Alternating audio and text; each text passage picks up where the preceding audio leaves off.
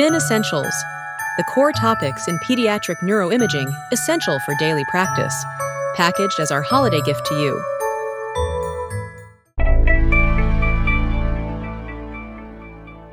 Good morning and good afternoon to all of you. My name is Camilo Jaimes. I'm the Chief of Pediatric Neuroradiology at Massachusetts General Hospital, and I'm here today to talk to you about MR insights into normal fetal brain development. This talk is part of the speaker series called The Essentials from SPIN, and we are all very excited to bring this content and share it with you. So we're going to run the talk discussing many processes that take place during prenatal life.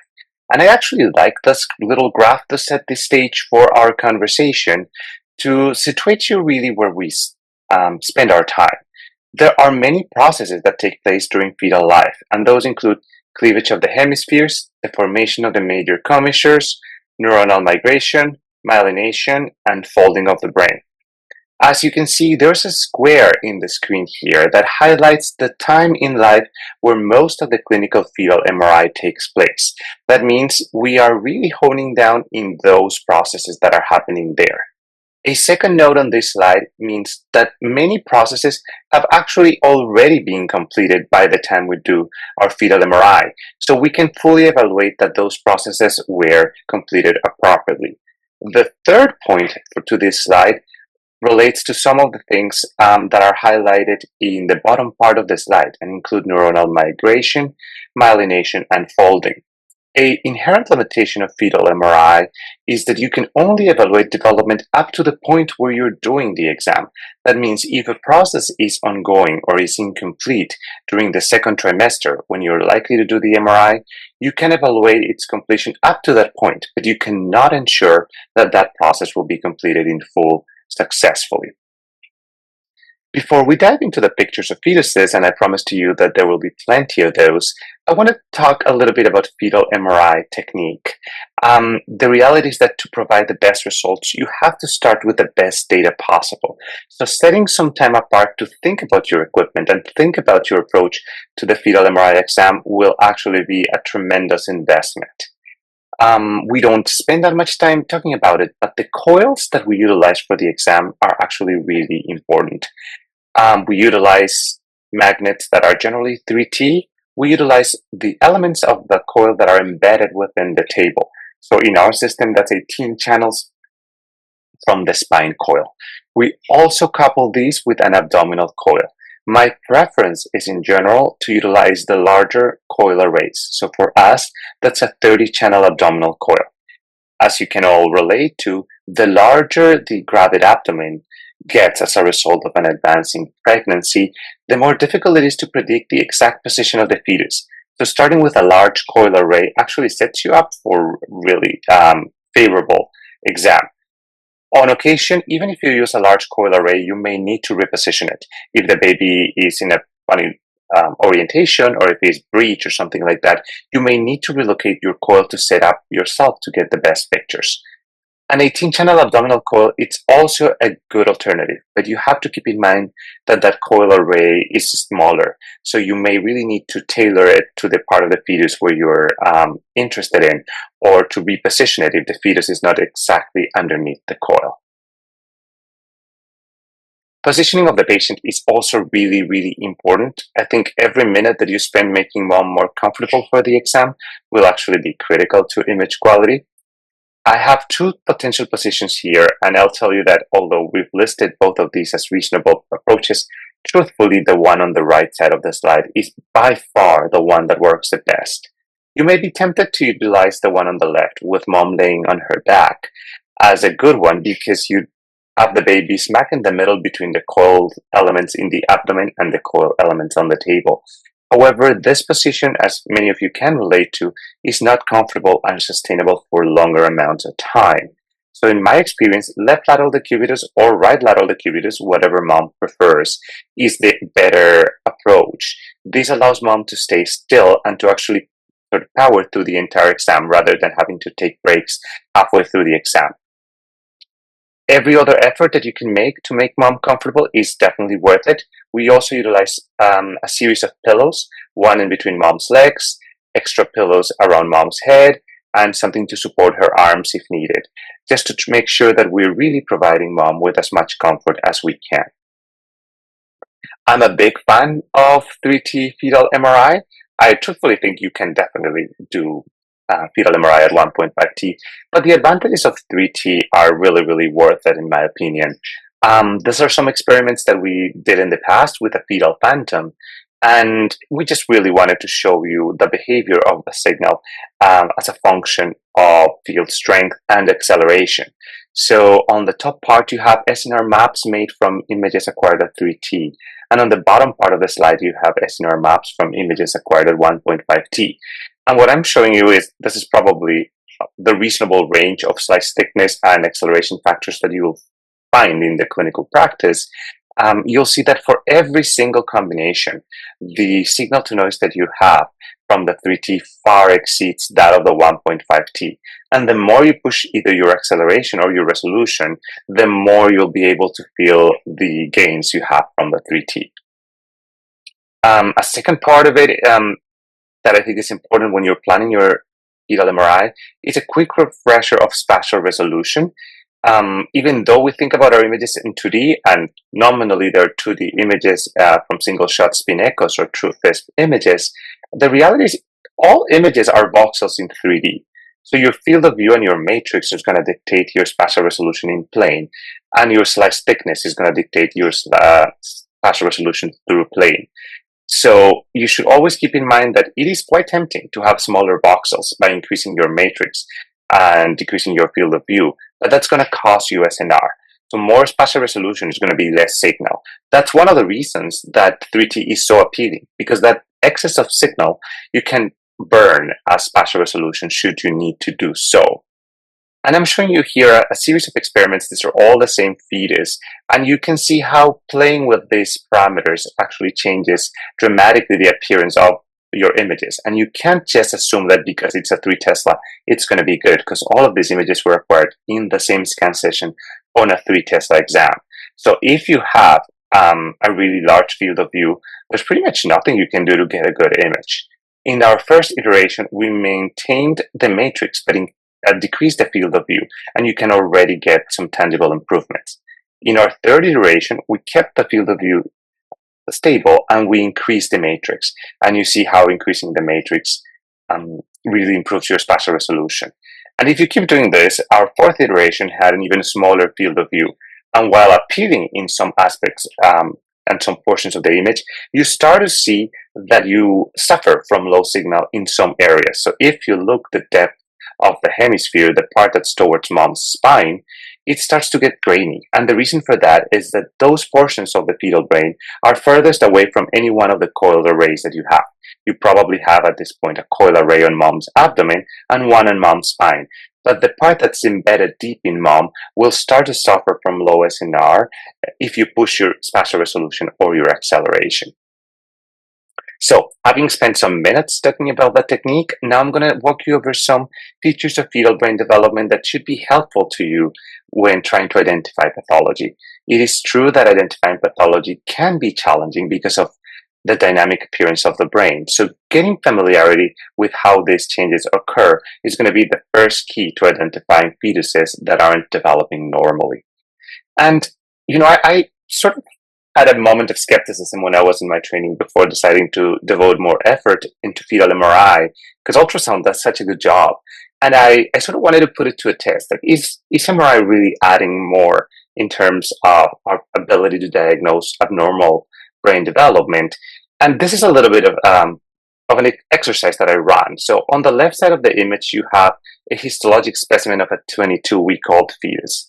And the remaining of the images going towards the right are ex vivo images acquired of another 22-week-old fetus. And when I saw those images, it was pretty compelling to me that MRI actually has a ton to offer in the space of prenatal diagnostics. Is if you just run your eyes through the images, and I'm offering you several contrasts here, AB0 that's similar to a T2, a T1, an FA, and an ADC, and you can see that between them, gosh, they bear striking resemblance to the histologic specimen. You can actually see many, many structures much better than you definitely see on ultrasound, but much better than I expected. So you can see the cortical plate, for example, very clearly in most of these sequences. You can see a small watery area called the subplate. You can see a gray area called the intermediate zone, and you can see the proliferative margins, which are the darker areas here in this image because of how cellular they are. So after spending some time looking at these ex vivo images, I was really excited because I do think fetal MRI provides additional information that we can leverage to improve our ability to diagnose and care for these families. So starting with perhaps the most basic of the processes that we are discussing, and one that is completed in full early in the first trimester, we can set ourselves up for the basic survey of these brains. So cleavage of the hemispheres is something that's completed very early on. And that actually serves to our tremendous advantage because completion of hemispheric cleavage is something we can do even in early second trimester fetal MRIs and mid-second trimester. So in every single image that you are evaluating, you should be able to see both hemispheres very, very clearly in the axial, coronal, and sagittal plane. These are the most common examples of disorders of hemispheric cleavage.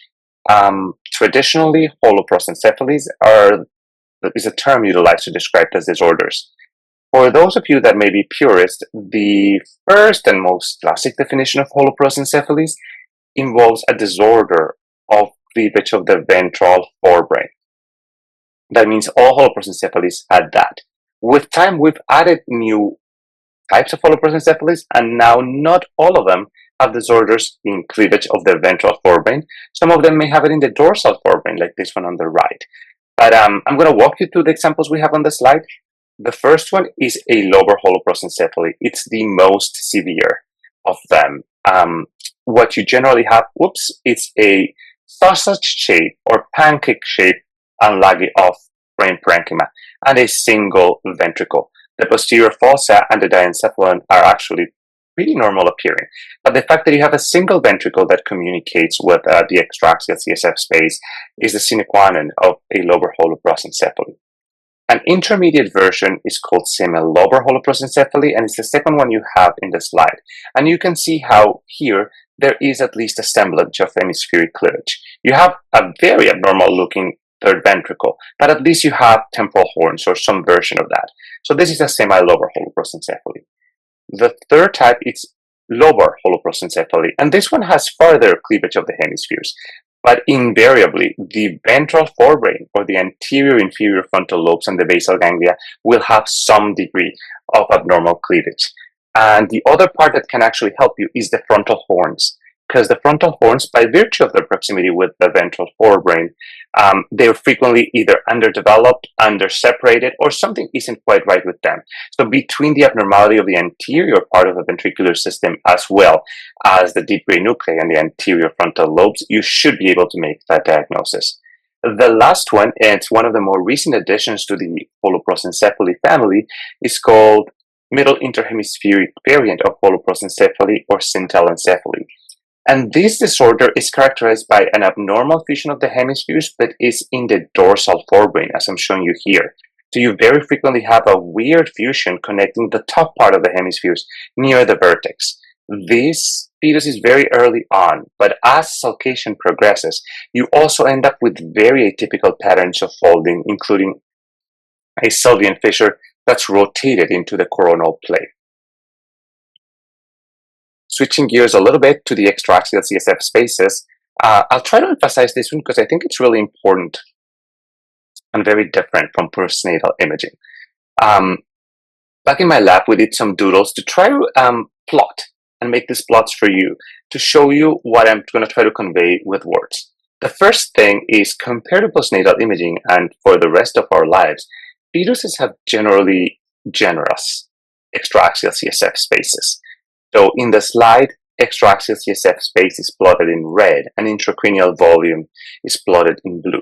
So the first thing we see is that during gestation, and our plots go from 20 to 40 weeks of gestation, intracranial volume is obviously growing, and we expect to do that. Extra-axial CSF space volume is also growing, but it is growing at a lower rate. So you can see how at 20 weeks of gestation is approximately 40%, and it then starts to decrease slowly. Evaluating extra-axial CSF spaces is incredibly important, and it's not easy to acquire that skill. It has to be deliberate. So you have to figure out a couple of things about it. You should check for symmetry, because it should always be symmetric. You can have too much, or you can have too little of it. And perfect example of each of them is symmetry could cue you into a local injury or a local malformation that results in localized areas of prominence of CSF. Too much CSF may be due to a malformation, lack of growth, or even a severe fetal disorder that's impairing fetal growth. If you have too little, you may be dealing with some sort of open neural tube defect, because if you think about it, the open neural tube defect will allow for leakage of CSF out of the neural tube. All right, so here is a slide illustrating what normal fetal brains look like. So at the earliest gestational ages, you have incredible abundance of extra-axial CSF spaces. As you move forward, you will continue to have that, but you'll see that towards the end of gestation, this really look much closer to the term newborns that we're used to seeing. And there's only a thin sliver of extra-axial CSF space, much like it does in the neonatal period. These are some of the examples I wanted to go into. The first one is a cobblestone malformation. This cobblestone malformation is the result of a mutation that affects dystroglycanopathies, and dystroglycanopathies result in overmigration of neurons. If your neurons are overmigrating and extending past the basement membrane where they should stop, they're going to result in effacement of the CSF spaces. There's also a whole host of additional malformations, including a very dysmorphic aqueduct, and that contributes to the large ventricles. Going to the second category of those, I think you will be very prompt to diagnose that there are abnormalities in vertebral formation here and a sac here. So this is a myelomeningocele with multiple formational anomalies of vertebra. If I may ask you to take a look higher up in the brain, you will see that the hindbrain is herniated, giving a very abnormal appearance to the craniocervical junction. And you will also note that the ventricles are large. The hindbrain herniation effaces the foramen magnum in the sagittal plane. And to emphasize the point that I just made, you have almost no extra-axial CSF. Because the CSF is being made in the ventricles, but to get up to the convexities, it has to circulate. This extra-axial CSF space is leaking out through the defect. The last example I'll give you of asymmetry is an arachnoid cyst in a 29-week-old fetus. And that arachnoid cyst is actually important because arachnoid cysts in the fetal and neonatal age range can actually grow substantially. So this is a fetus that I would recommend gets a follow-up either in the early neonatal period or as an infant to try to get a hold on what the behavior of this arachnoid cyst is. The next step that I'd like to emphasize here is cortical folding and the formation of the sulci and gyri. That's perhaps the hardest part in fetal imaging. I generated these 3D rendered surfaces to try to convey to you how much it changes. It is very, very smooth in the mid-second trimester when we start to image these fetuses, but it progresses very, very rapidly. And if I may say so, I think you can see that that it progresses from posterior to anterior. Being familiar with the pattern of sulcation and folding is actually really important. These are events that biologically are highly, highly conserved. All of our brains are folded very, very similarly. So disruptions in the folding pattern generally herald a really, really troubling prognosis, at least locally, if not to the entire neurological function. So this slide is meant to capture many of those. Starting with a 17-week-old fetus, you should really appreciate that this brain is incredibly smooth. Other than the interhemispheric fissure, even the sylvian fissures are very, very shallow and difficult to discern. As we move forward from the left side of the slide to the right one, you'll be able to see that some of them start to develop. The first one that appears as a really robust structure is the sylvian fissure. So you can see that in this 22-week-old fetus, the sylvian fissure is well circumscribed. It's somewhat shallow still for what it will do later on, but it will be very, very well delineated. You can see that if you go higher up, you still have no central sulcus. So sylvian fissure is really one of your earliest signs of progression of cortical folding. As you get around 25 or 26 weeks of gestational age, that's when you develop this little tiny notch, and that is the central sulcus, and you'll be able to differentiate precentral from post-central gyri. You should know that before 27 weeks, similarly, you don't have a well-developed superior temporal sulcus, or for that matter, any sulcation in the temporal lobes. It isn't until about 27 or 28 when you start to develop a little bit of the superior temporal sulcus. Thereon, I think it's really difficult to keep track because it really skyrockets from around the 29-week through term. But you should at least become a little bit familiar and realize that in the early 30s, your posterior brain is much more sulcated than your anterior brain, and that's normal. And after 32 weeks, I think it becomes a little more familiar and intuitive how to look at these brains. These are examples of disorders of sulcation. So the first one is a fetus with cytomegalovirus infection.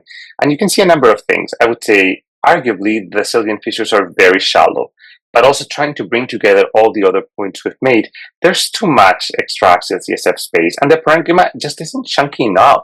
Like, this fetus has lost a lot of volume. And for reference, you have what a normal fetus of that gestational age would look like. The second one is a Telencephalic patient. This is a Barraster-Winter syndrome, and I don't think you need to diagnose that prenatally. But what you should look at this 28-week-old fetus and say, this is vastly abnormal. This 28-week-old fetus looks even less sulcated than this 25-week-old fetus. So this is clearly a Telencephalic. Asymmetries in the sulcation pattern can also be helpful. So you can have polymicrogyria like this third fetus here, and you can see it's very, very apparent on the right side, where it's accompanied by asymmetric prominence of the extra-axial CSF, but you can actually see that there's also polymicrogyria on the left side.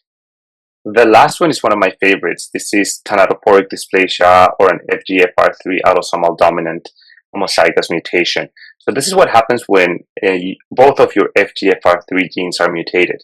If you have a mutation in one, you have achondroplasia. If you mutate both, you have thanatophoric dysplasia. And this is a lethal skeletal dysplasia. This won't come just to the neuroradiologist to see. But to me, the pattern of folding is so vastly abnormal that this truly constitutes an ant mini. You can see oversulcation of the medial temporal lobes and the occipital lobes. I don't know of anything that really results in this type of pattern. So the way I frequently see it is a fetus comes in with suspicion for a skeletal dysplasia.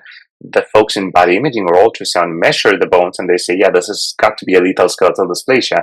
And they look at us and we say that this is thanatophoric dysplasia for sure. In case they're wondering, they're obviously gifted people that make this diagnosis just by looking at the body images. But the findings in neuro are absolutely characteristic. Spending some time in understanding the layering of the telencephalic wall is probably worth it. And I think the reason that we need to emphasize that in our field in pediatrics is that neuroradiology was born with adult neuroradiology, and these layers are transient structures that are not present postnatally. For that reason, most of the classic teaching is not inclusive of developmental neuroanatomy of structures that are only transient. So I'm going to go through them from inside out for your convenience, and they're labeled in bright colors so that you can follow my speech. Inside out, the first thing you see are layers that are very T2 dark. And they're very T2 dark because they're full of cellular elements, nominally neurons and glial progenitors. And these are neurons that are dividing constantly. These are the germinal zones, the germinal matrix, or the proliferative compartments. They're all the same. The first thing I'll say is we don't have one, we have two germinal matrices supratentorially.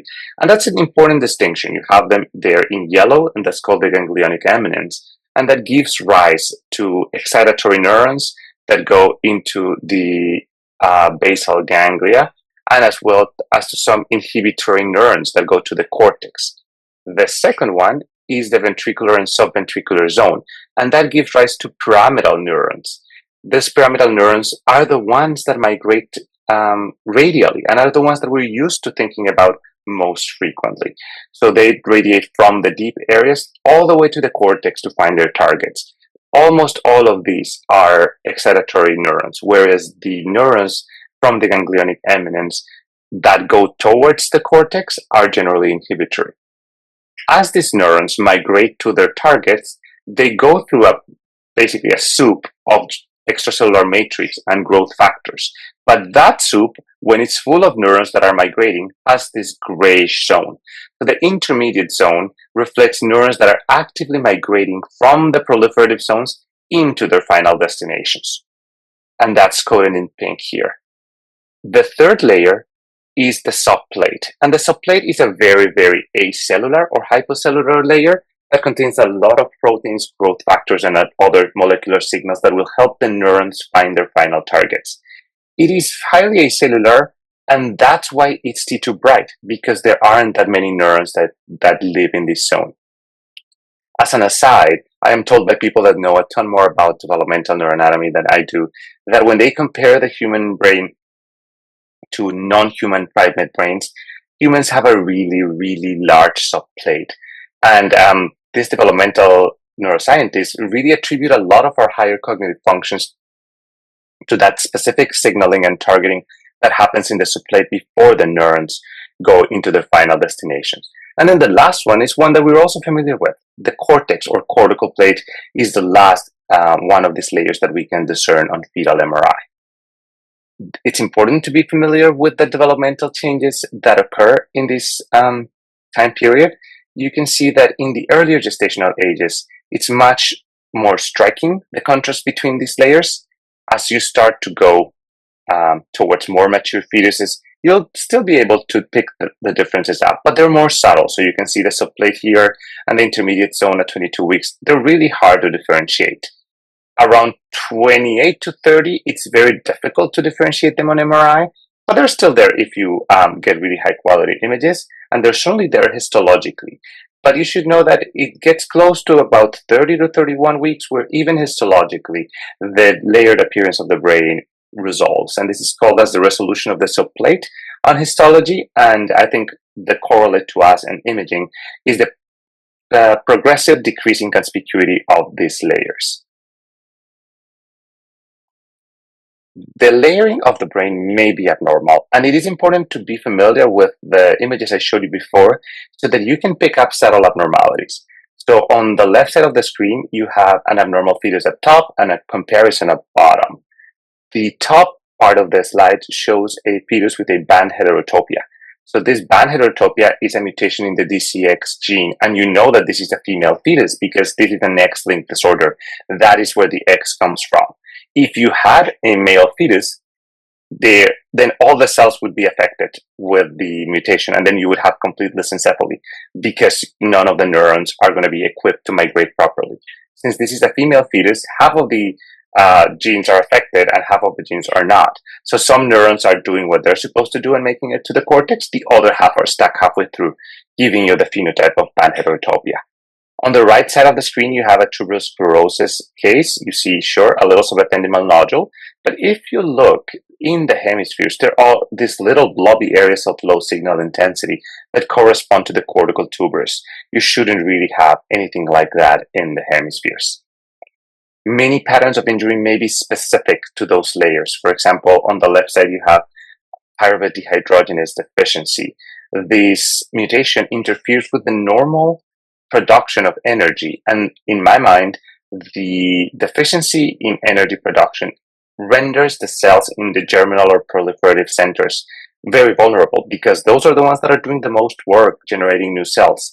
So fetuses with pyruvate dehydrogenase deficiency undergo the cystic type of necrosis in their ganglionic eminences that actually follows through postnatal life. I think you frequently see these periventricular cystic dystals, and I think they're just a sequela of that ganglionic eminence and the germinal matrix that underwent cystic necrosis as the result of energy depletion. I'm going to show you a couple of pictures of diffusion MRI. I think as scanners have gotten better, we actually can acquire diffusion MRI in vivo. In general, I think the easiest way is to compare it to a T2 weighted image for the ADC. So layers that are very, very cellular will have low ADC, like the germinal centers and the cortex. The other cells, the other layers that have less cells are generally sort of intermediate in the ADC. On the top part of your screen, you have a case of a fetal demise. I mean, I don't think you need diffusion weighted images to make this diagnosis.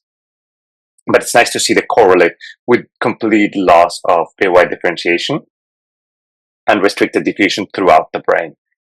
On the bottom part of the slide, you have a fetus with a veno-gallon malformation. I'm not showing you the veno-gallon because we're not talking about vessels in this opportunity, but you can see that there are areas of restricted diffusion in pieces of the hemisphere that are much harder to see in the haste. So your first image is the trace of the diffusion, the second one is the ABC, the third one is the haste. And as you know, in veno-gallon malformations, the high degree of shunting results in venous hypertension, so you accrue progressive venous ischemic injuries in the brain that result in generalized volume loss and dismal outcomes. Much like I told you about my little exercise in Dalians with ex vivo fetal MRI, comparing it to histology, for fun we did the same thing with diffusion MRI. And I was shocked, but precisely because I got the same feeling that there was a ton that we could explore with diffusion MRI about how those brains are wired. The images that you're currently seeing represent 500 micron resolution images of an ex vivo fetus. And I think the detail is remarkable.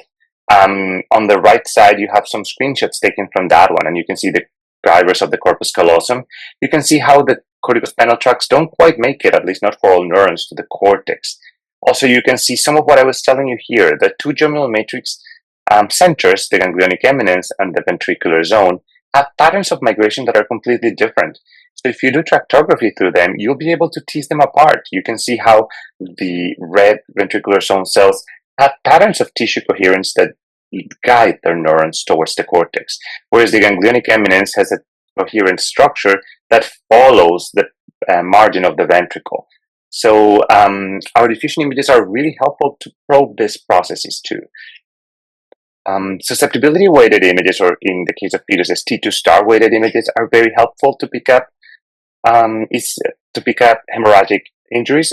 I think it's really important that before you go using them, you're familiar with their normal appearance. If you look at images of fetuses, particularly the youngest ones, you'll see that the germinal matrix, particularly the ganglionic eminence, will actually have low signal intensity on T2 star weighted sequences. And the reason for that is that, as you know, these are really, really vascular centers. That's why you see all those germinal matrix hemorrhages when babies are born preterm. So there are a lot of frail capillaries in this area. And as the babies grow towards term, that germinal matrix regresses and the blooming in that region starts to decrease progressively.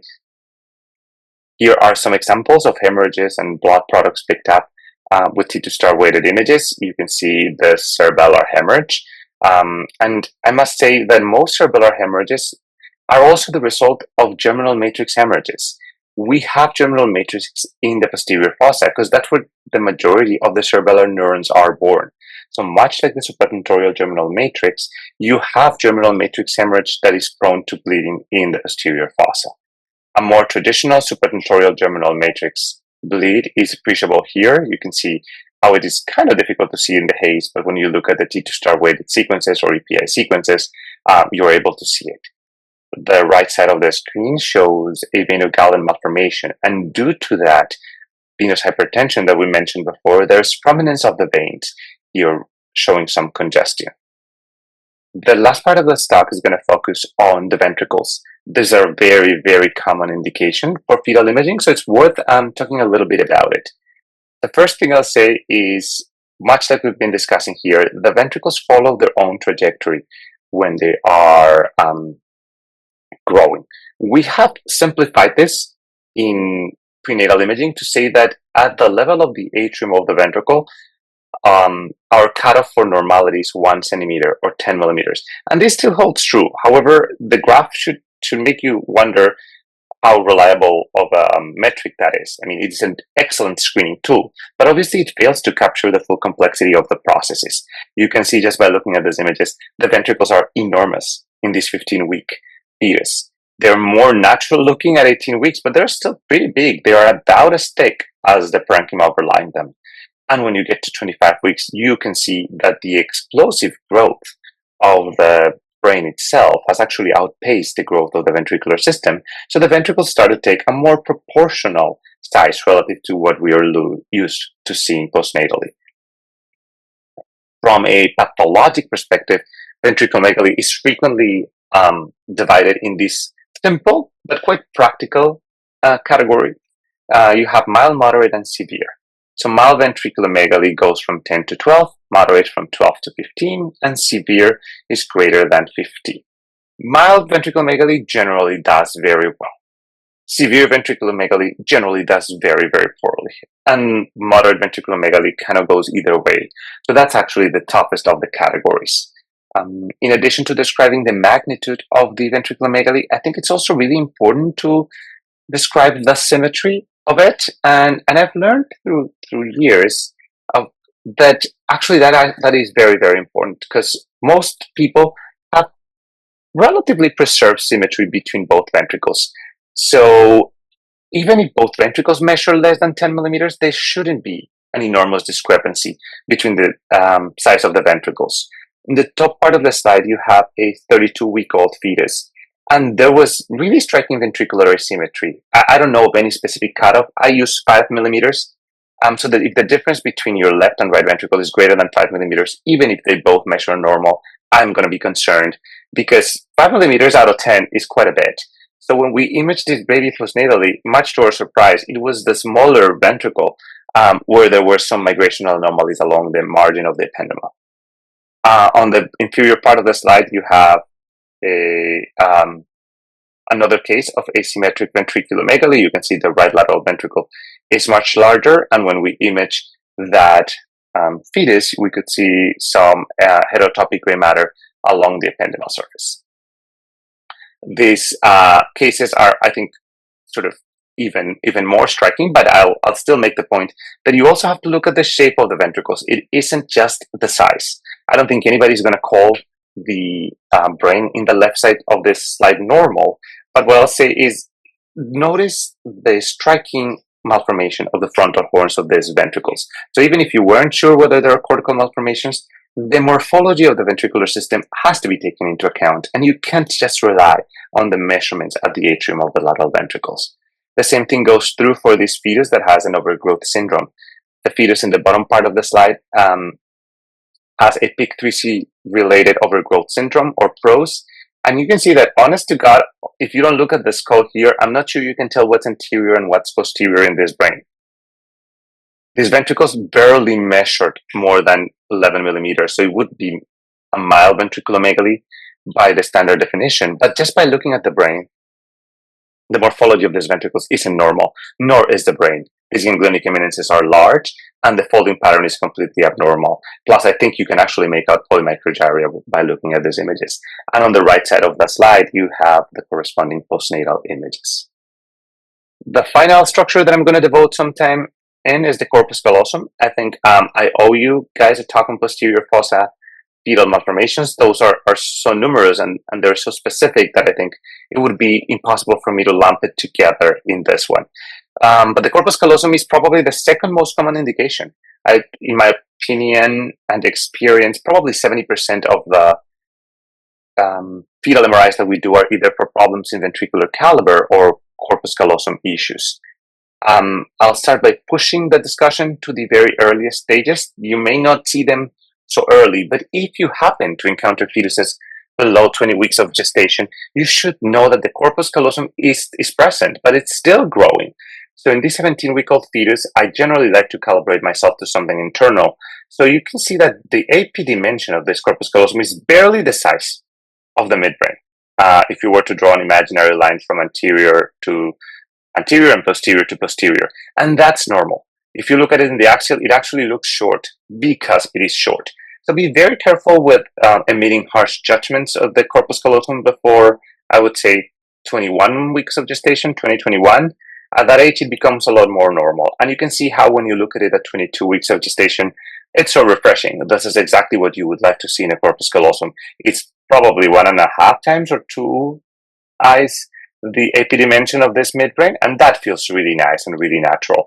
And the proportions of it are just more intuitive to the proportion of other structures in the brain. By 26 weeks, it will just continue to get longer and longer, and it is easier to pick it up.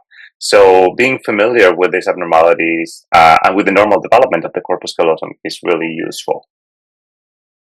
This slide contains several issues with the corpus callosum. On the left-hand side of the screen, you have complete agenesis of the corpus callosum. That's easy to diagnose, I feel.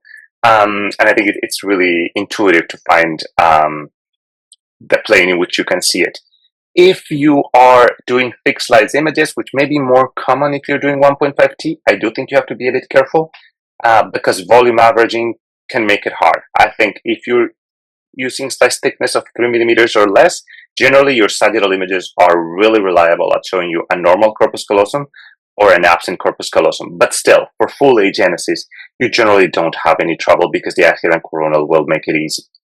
The second category, I wrote in the slide what I don't like to say in real life, which is partial agenesis. I think that far be it from me to choose the right word in English, but I would say a great friend of mine who's a pediatric neurologist taught me that saying partial agenesis is like saying you're half dead or half alive. So I actually use the term dysgenesis to describe this. So whether you use dysgenesis or partial agenesis, you should know that some fibers are making it through, but some fibers are not making it through, and that can come in many, many flavors and many, many shapes. The last important point to make about this pattern of malformation is that in group-wise analysis, patients that have dysgenesis or partial agenesis of the corpus callosum generally do worse than patients that have a full, complete agenesis of the corpus callosum. So from a neurodevelopmental perspective, this intermediate appearance of the phenotype is actually sort of more ominous than the full agenesis. And you should also know that not all callosal agenesis patients are just an isolated agenesis. They can come with other flavors. This is an Aicardi syndrome, and you can see how this fetus, in addition to having the corpus callosum agenesis, has cyst in the interhemispheric space and a really large malformation of cortical development. My last slide goes towards giving you at least some pictures of what early fetal MRI looks for. And I think it's really important because on occasion you'll be asked to take a look at these. They may come to you because a mom had an MRI for an unrelated reason, or they may come to you for fetal abdominal pathology. The gastroschisis or omphalocele on occasion can be diagnosed early on, and people want to take a look at the brain. So I want to show you that the brain looks really, really different and somewhat terrifying at that gestational age, and you should be really cautious. So these ventricles look enormous, but that's completely normal. This fetus is a completely normal brain, and you should see, like, it's probably at least 10 times the thickness of that parenchyma. You don't see the corpus callosum not because it's not there, it's just so small that you won't be able to find it.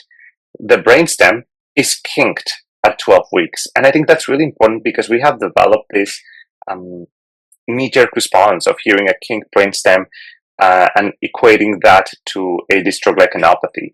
And that's just not true. We all had a kinked brainstem very, very early on.